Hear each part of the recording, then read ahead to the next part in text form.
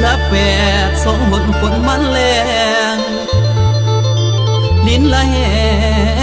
งมันแห้งง่ายคนหากอายเขาจากไปตัดสินใจหนีจากบ้านทำงานจ้างอยู่ถิ่นไทย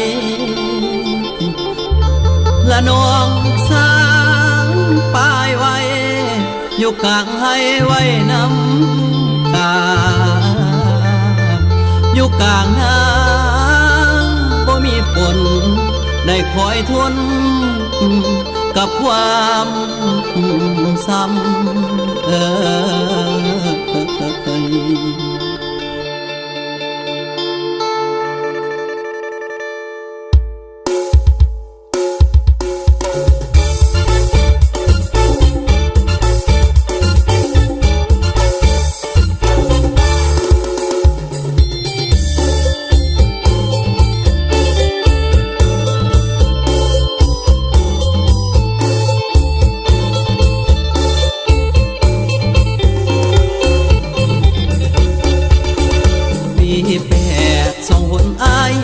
ความสามย้อนยิงใจ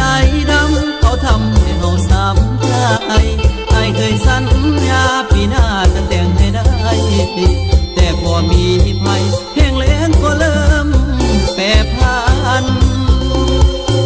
เดือนแป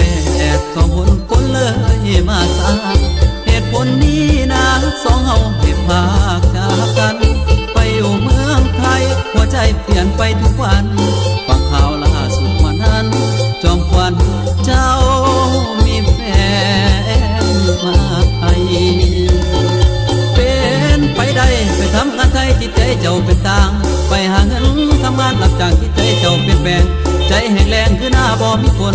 ใจของคนก็สร้างเป็นน้อนี่ไปวิสอนเจยสมคนใหม่ฟ้าให้ใจของสายเหี่ยวแห้งคืออย่าอยู่นะจาดน้ำตาไหลดินเปียกแทนน้ำฝนหักน้องมานนสู้ทนเพื่อน้องทุกอย่างภายเข้าหน้าปีความหวังมีจะมาแต่งนางกันมากเลยทางย้อนนางเจ้าลืมสัญญาไปไทยนั้นได้แต่เพียง1 เดือนโทรมาบอกเพื่อนว่ามีแฟนใหม่แล้วนะเขาเป็นคนดีมีเงินพอได้เพิ่งพาฝากบอกแฟนเก่าเลยนะลืมสาที่เคยหากัน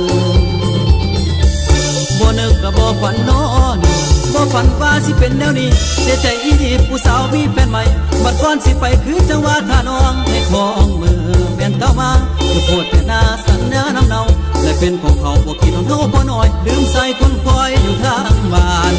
อยู่ทางบ้าน